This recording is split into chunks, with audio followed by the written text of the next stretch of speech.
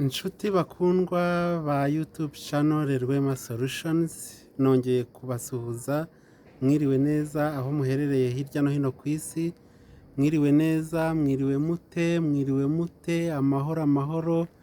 Tugeze ku munsi wacu wa kabiri w'intambwe 15 tugomba gutera niba dushaka kugira ubukungu butajegajega n'ubukire burambye.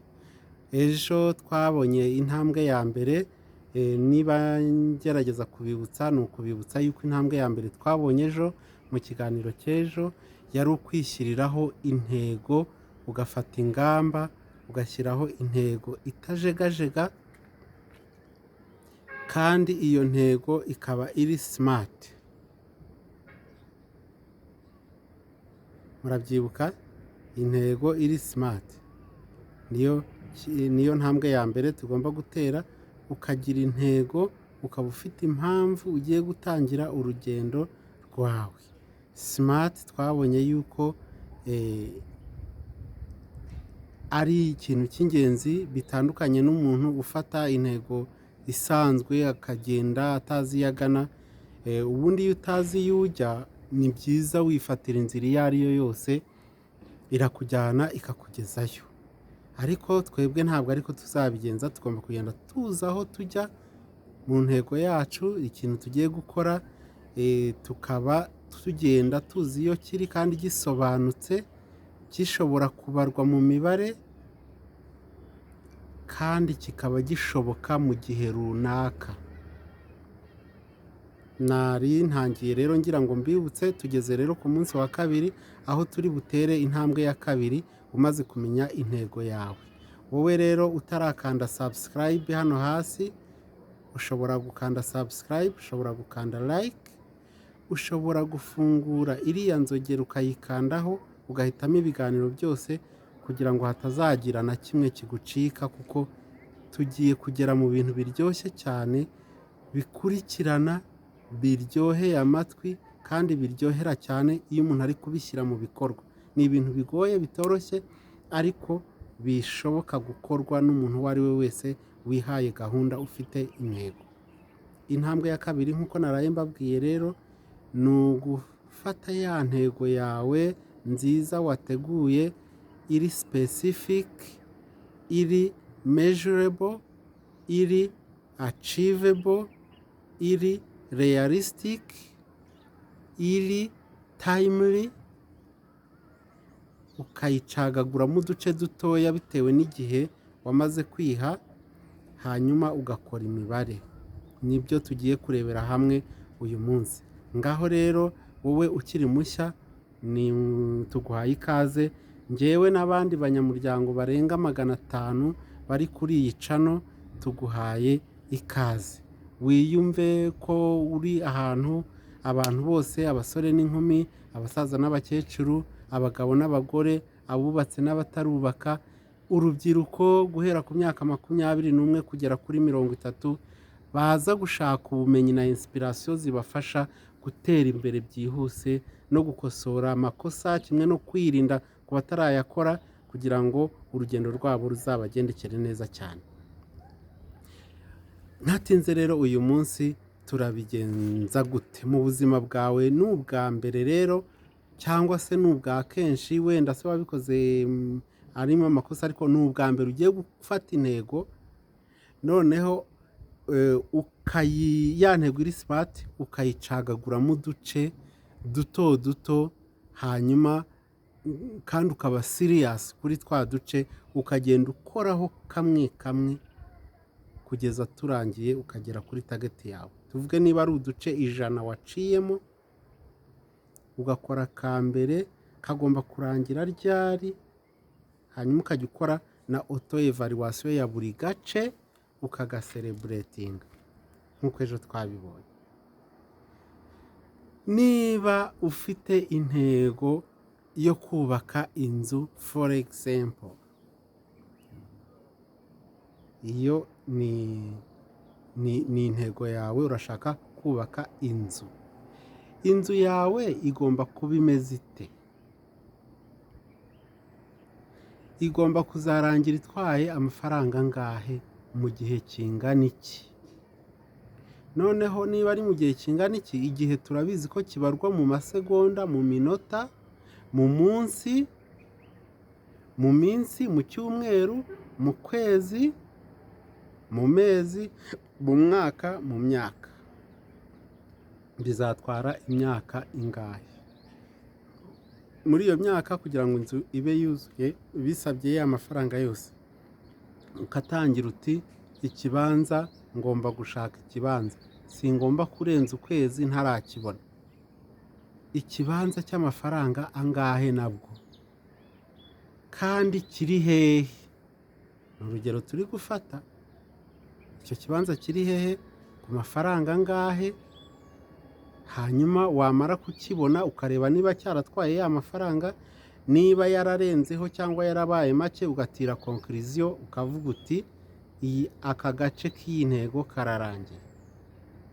Tuzasiza ikibanza ryari? Mbere yo gusiza ikibanza tuzashaka ibyangombwa mu nzego zibishinzwe zo kubaka ya nzu. Ibyangombwa tumaze kubibona, tuzangaja engineer cyangwa twaranabikoze. Tuzasiza ikibanza ryari, abakozi hazakora bangahe, byose mukabibarana, mukabara ibikoresho, ikibanza kikaboneka.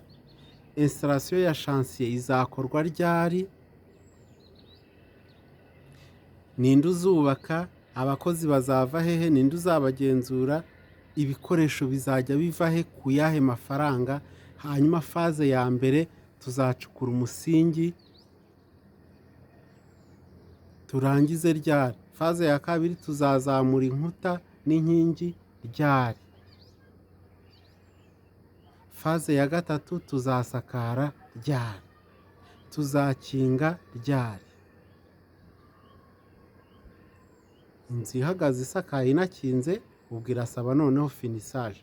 Finisage harimo kugura ibirahuri, kugura amakaro, kugura amasaniteri n'ibindi, gukora clôture, gukora amajaride n'ibindi bitandukanye byose. Urumva iyo ntego uba wayiciyemo uduce dutandukanye, kandi iyo uduce dutandukanye gukoreka byo biroroha. Reka mbaye nk'urugero, ubwiye umwana ngo najye gutunganya icyumba cye, umwana w'imyaka 5 ngo nagenda atunganya icyumba cye, yakumva ibyo bintu atari bubishobore rwose, yakumva ari ibintu bimukomereye.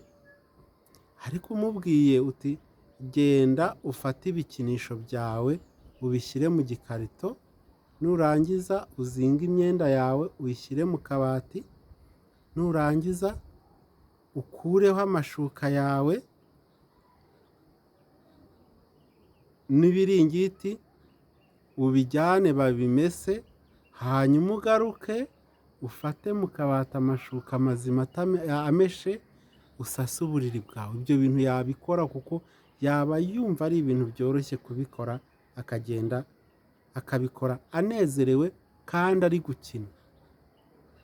N'ibi bintu rero mbabwira byo gushyiraho goals ziri smart, warangiza ukazicagaguramo uduce duto dutandukanye,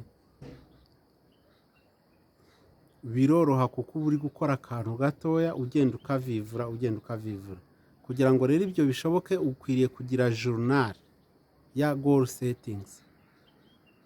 Journal ukayandikamo uhereye agace kayo gatoya kabera he, kakarangirira he, kuwuhe munsi. Ibyo birangije ugashyiraho uburyo na strategy zo gukora ako gace n'akazakurikira, kuko byanditse bizwi. Uri kugenda ukora monitoring na evaluation ya buri gace wakoze umunsi uyu n'uyu. Ni na byiza iyo ugeze wenda nko ku kwezi kwa gatatu, ugasubiza amaso inyuma ukareba uko wagiye ubikora, aho wakoze amakosa ukayanotinga, aho wakoze neza cyane naho ukahevariwa ukanotinga. Biguha imbaraga n'ubushobozi bwo gukomeza kuri step ikurikiraho, bikazagenda neza kurusha uko byagenze neza ubwa mbere. ikindi ugomba gushyiraho disipurine, imico n'ingeso za buri munsi zizubahirizwa, buri munsi ndetse na buri munsi uti kuva mu gitondo kugera saa 4 bizagenda gute, kuva saa 4 kugera saa 5. Kwa kundi burya mu ishuri babahaga timetable bakababwira ngo saa 4 haraba break, haraba ibi n'ibi, saa 5 saa 6 hari iki n'iki. Babatozaga ngo mu buzima busanzwe nk'ubu ngubu namwe muzakora ibintu bisa bityo mu buzima busanzwe. Birababaje kubona wowe uri kundeba nta timetable y'umunsi ugira, si byose siko bimeze. Kwa kundi wagiraga timetable ukiri umunyeshuri ngo kuwa mbere, kuwa kabiri, kuwa gatatu, kuwa kane, kuwa gatanu, kuva saa iyi ngiyi kugera iyi n'iyi, dore ikizaba gikorwa nande, gikorewe hehe, akoresheje iki. Urayifite? Arambwiye ngo ntayafite. Niba ntayo rero, this is the time, iki ni cyo gihe cyo gutangira, kuko tugiye kujya mu bintu bikaze. Nizere ko mwamaze buri wese yashoboye kudetermina intego ye mu myaka 5, mu myaka 7, kuko ababikoze abafiteho ikibazo bazaza muri consultance mbafashe. Consultance ikorwa uje aho ndi, cyangwa tukabikora online dukoresheje Webex, dukoresheje Google Forms, dukoresheje na Zoom, dushobora no guhamagarana bisanzwe tukabikora, tukagendana, tukabikosora, tukabishyira ku murongo, tugatangira, tugakomeza umunsi ku munsi kugeza igikorwa gikoretse. Wegeranya kandi n'ubushobozi ufite, ukareba ubushobozi bubura, niba ari bwose ni byiza uhita uvivura, niba hari ububura urandika harabura ibi ngibi, kandi ukadetermina bizava hehe. Ngiye kubaha nk'urugero, niba muri uku kwezi mfite intego yo kwinjiza amadolari 1000, urugero, dufata urugero, intego y'uku kwezi ni ukwinjiza amadolari 1000 azakora kuri iyi proje, iganisha ku ntego yanjye. Uyu munsi niba nta dolari na rimwe mfite, kandi ukwezi gomba kurangira mfite amadolari 1000, birumvikana neza ko nzakenera abantu nzakuraho ayo mafaranga. Abo bantu nabo ntabwo bazayampa gutya gusa, hari icyo ngomba kubakorera. Reka tuvuge nzabacuruzaho ibintu, turi kumwe. Ubwo rero nzakenera abantu 100 nzungukaho inyungu ku gicuruzwa nabahaye amadolari 10 buri umwe. Kubera ko ari abantu 100 rero, kandi ukwezi kukaba kugira ibyumweru 4, ubwo 25 mu cyumweru cya mbere, 25 mu cya kabiri, 25 mu cya gatatu, 25 mu cya kane, diri kabirarangira. 25 bo mu cyumweru cya mbere ni bangahe rero ku munsi? Twavuze ko ari ugukora imibare, kandi icyumweru kigira iminsi 7, mu minsi 7 urakuramo umwe wo kuruhuka. Ufate rero abantu 25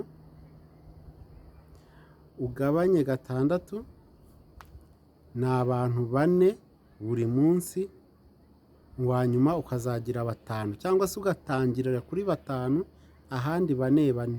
Hari n'igihe uzabona abarenga, bigufashe kugira bigutera imbaraga zo kuzakora cyane, ubirangize mbere y'uko iminsi irangira y'icyumweru. Niba atari abantu rero 100, ubwo ni abantu 50 bazampa inyungu y'amadolari 20 buri muntu. Abantu 50 nanone kugabanya 4, b'abantu 50 tugabanyije kane mu kwezi, 50 tugabanyije kane ni abantu 12 mu cyumweru. 12 mu cyumweru, tugabanyije rero 6 ni abantu 2 buri munsi.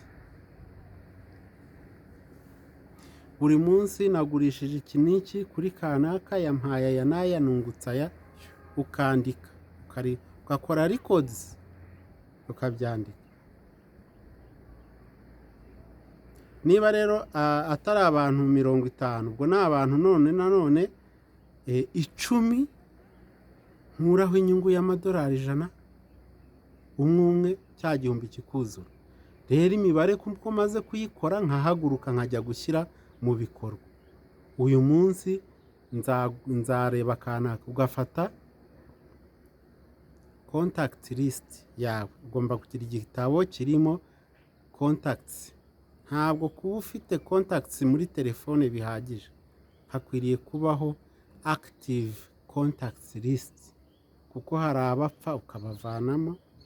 Hari muri telefone kandi nta hantu hariho adresse z'umuntu, ariko hari telefone ziri smartway. Smartphone zose ibyo zirabifite, email y'umuntu, aho umuntu akora. Reka kwanza mpere n'ahangaha ndebe. Gusa ibyiza na telefone banayitwara, ariko batayitwaye, ibyiza kugira igitabo kirimo contacts biba byiza cyane kurusha. Ndabona ntabwo ibirimo bihagije. Uba ukwiriye kwandika nka adresse y'umuntu, aho atuye, impamvu mwamenyanye, aho akora, remarque, remarks, ibintu nk'ibyo, decision ushobora gufata, follow up, ibintu nk'ibyo bitewe n'ibyo wavuganye n'umuntu. Ni ngombwa kugira active contacts list mu gitabo cyayo, kugira ngo ujye ushobora gukurikirana gahunda zawe, unareba nuko zagenze neza n'abagufashije kuzigeraho, ukagira profile yabo ku ruhande, ukababwira serivisi na produit uba ufite, ukanababaza izo bakunda gukenera kugira ngo igihe runaka uzazibashyire. Iyi mibare rero tumaze kuyikora, ikindi gikurikiraho ni ugusubira inyuma dukora akantu ku kandi, buri munsi dukurikije horaire dufite tugenderaho, tugenda dushyira mu bikorwa agace gatoya k'umunsi twabonye mu gihe twacagaguraga ya ntego yacu. Hanyuma na buri munsi tugakora evaluation, tukareba ko byakozwe, tukanareba aho byageze, niba ari byageze aho byagombaga kugera, niba byaharenze very good, niba bitahageze ubwo ejo tuzakoresha imbaraga zirenze iziteganyijwe kugira ngo dukomeze. Ni ngombwa kandi gutoranya abantu bazagufasha muri urwo rugendo, kuva ku munsi wa mbere kugeza ku munsi wa nyuma birangiye, kuko umuntu umwe ntabwo yakwifasha ikintu icyo ari cyo cyose, ntabwo bishoboka. Kandi you need to choose right people, only quality people, OQP, only quality people nibo bashobora kugufasha kugera ku ntego yawe. Ntabwo ari buri wese, kandi hari igihe hazaza n'abaza kuguca intege, n'abaza kudurumbanya proje zawe. Beware, witonde cyane.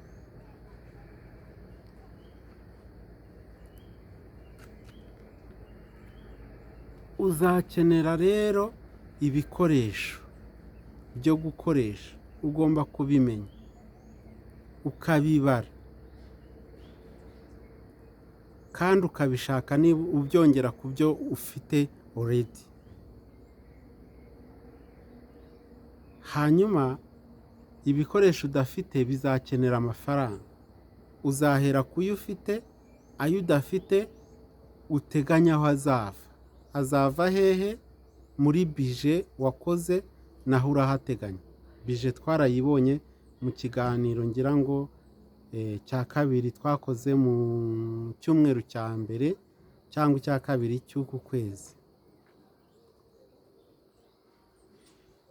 Ibi bintu mubifate seriously. Cya gihe ku ishuri bakubyutsaga saa 11 uba muri interina, ntabwo ari izindi mpuhwe bari bagufitiye. Bagutozaga ngo n'uyu munsi wamaze kugera mu buzima busanzwe uzashobore kubyukira cya gihe, uzashobore kujya ku ishuri ku gihe, noneho hano ushobore kujya mu gukora ibikorwa biganisha ku ntego yawe kandi ku gihe. Twabonye smart goal, T ya nyuma timely bounded, bifite aho bihera n'aho bigana n'aho birangirira. Mu gukomeza, amafaranga yamaze kuboneka, ataraboneka ukateganya uko azaboneka, nabyo ntabwo ari ibintu bikomeye. Iyo uri determine, nta kintu na kimwe cyaguhagarika, uragenda ukabigeraho neza kandi witonze. Inshuti bavandimwe, iyi ntambwe ya kabiri tugomba gutera kugira ngo tugere ku bukungu butajegajega, y'ingenzi cyane. Iragukangura niba hari ibintu utaruzi ugomba kumenya, ugahita ubimenya ubu nona. Iyo utashobora gucagagura mu duce intego nini wihaye, utwo duce ngo utwandike udushyire ku ruhande kandi udukore kamwe kamwe, biragoye cyane. Ndetse sinibeshye niba nkubwiye ko bidashoboka kugera ku ntego iyo ari yo yose. Buri mukire wese ibi ngibi arabizi, yarabikoze. So nawe ubwawe wabikora, nta gikomeye kirimo, nta kinaniranye kirimo. N'ibikomeye si ukuvuga ko bidashoboka, wabikora. Ni ikibazo ahubwo rero cyo gufata twa duce twawe ukadushyira muri oreri yawe y'igihe ufite. Mperutse kubabwira yuko ari umukene, ari n'umukire, n'umurwayi, n'umwana, n'umugabo, n'umugore, twese ku isi dufite aseti y'igihe, igishoro cy'ubuntu, igihe gihwanye n'amasaha 24. Turabinganya. Ni ikibazo cya mindset, ni ikibazo cya discipline, ni ikibazo cy'ibyo ushyira mu gihe cyawe, n'ibyo wapanze. Twa duce dutoya duhari.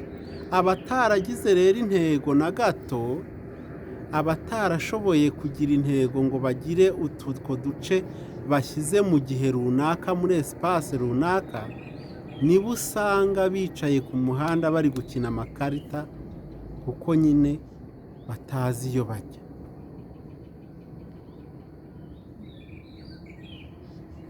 Ushobora gusanga umuntu, uzi guhura n'umuntu arimo agenda ukamaza ngo ugiye, ngo sinzi iyo ngiye, sirias aratanakubeshya. Kera najyaga nkunda gusetsa abantu nkababwira nti kuri social media, icyo gihe hariho Facebook, WhatsApp yari itaraza, nkajya mbwira abafana banjye nti mwoka byaramwe mumbabarire, mumfashe, nkeneye ubufasha bwanyu. Ubu nahagurutse ngiye mu mujyi ahantu nzi neza, none ngeze peyaje, ndi muri taxi ndahibagiwe, nimumfashe munyibutsa ahantu ngiye. Bakirwa badiskita kuri icyo kintu umunsi ukira. Bamwe bambaza ngo none se wigeze utubwira aho ugiye mbere ngo tukwibutse? Nahibagiwe, mumbabarire munyibutsa ahantu ngiye, taxi igiye yenda kugera muri gare, mwoka byara, mumbabarire itandenze. so ni ngombwa kugira buri kantu gakorwa mu gihe runaka cy'umunsi wawe. Break time ikaba izwi, lunch time ikaba izwi, n'amasaha y'ikiruhuko akaba azwi, ayo kujya kuri WhatsApp akaba azwi, ayo kujya kuri YouTube akaba azwi, ayo kuryama akaba azwi, kuko ubuzima bwawe nibwo bukonta kurusha ibindi byose. Nutagira umunsi n'amasaha yo kuruhuka, finish, uzarangira nabi, n'ibyo waharaniye kugeraho byose utabigezweho. Ikiruhuko ni itegeko mu buzima. Biba byiza uruhutse byibura amasaha 6 kugera ku 8 ya buri munsi. Aya akaba ari ayo kuruhuka gusa, umubiri ukirisetinga, ugashaka izindi mbaraga zo gukomeza n'ejo hazaza, ibintu byose bikagenda neza. Reka rero mbashimire kuba mwateze amatwi kandi mwakurikiye n'amaso yanyu iyi video. Reka nshimire abantu bose bakoze subscribe, kuko nibyo biduha imbaraga zo gutegura no kubategurira. Ntabwo navuga mbwira umuyaga, ntabwo byampa motivation. Kandi ndashimira byimazeyo umuntu uri hano wakoze subscribe, ntayikore gusa, agakora share ku bavandimwe be n'inshuti kugira ngo bamenye ibi bintu, hanyuma dutangire tubikorane, turebe aho tuzagera. Ndashimira abampamagara n'abangisha inama mu bundi buryo bwihariye buri private. Reka dukwirakwize ibi biganiro ahantu hose hari umuntu uvuga ururimi rw'ikirundi cyangwa n'ikinyarwanda, kuko nk'uko ejo nabibabwiye, turakabakaba miliyoni 40 abantu bavuga uru rurimi ku isi. Tugize byibura miliyoni 5 cyangwa 10, tubahindurira ubuzima ubigizemo uruhare wowe, kubera gusa ko wabwiye undi muntu 1, 2 kugera ku 10 b'inshuti zawe, cyangwa se mwiganye, cyangwa abo musengana, ukabakangurira gukurikirana iki kiganiro. Wenda hari nabo bazabigeza ku bandi. Ntacyo nshobora kwigezaho ntabafite. Murakoze, Imana ibahe umugisha. Tuzasubira ku munsi w'ejo mu ntambwe ya 3 ituganisha ku bukire n'ubukungu bitajegajega iwanyu mu rugo. Mbifurije gutunga no gutunganirwa. Ciao.